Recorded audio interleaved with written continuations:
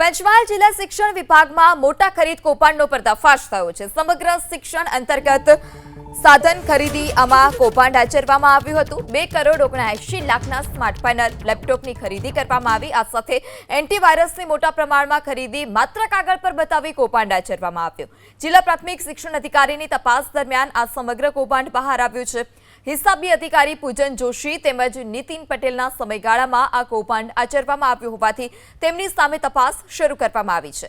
આ સાથે JS computer, Shriram enterprise, Vedika enterprise અને અક્ષય સેફ્ટી પ્રોડક્ટ નામની એજન્સીઓ જે સામાન સપ્લાય કરતી હતી તેમની સામે પણ તપાસ કરવામાં આવી છે।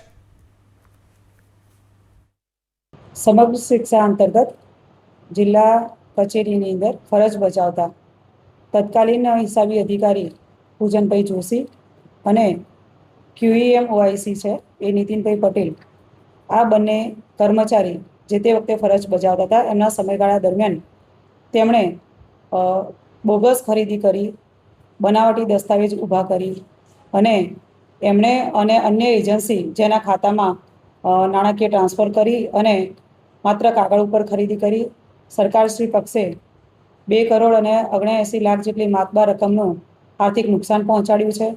આ જે ખરીદ પ્રક્રિયામાં એમણે શાળાની અંદર સ્માર્ટ પેનલ નાખવાના, એન્ટીવાયરસ સિસ્ટમ નાખવાના અને લેપટોપની ખરીદી આવા વિગત અંદર દર્શાવી અને માત્ર કાગળ ઉપર ખરીદી દર્શાવેલી છે। અત્રેથી કોઈ મંજૂરી આપેલી નથી, પણ સમગ્ર જે પ્રક્રિયા છે તેમાં એમણે બોગસ દસ્તાવેજ અને વિગતનો ઉપયોગ કરી અને પોતાનો આર્થિક લાભ મેળવવાના હેતુસર સમગ્ર સુયોજિત ષડયંત્ર છે એ કરી અને આ ગેરરીતિ છે એ આચરેલ છે।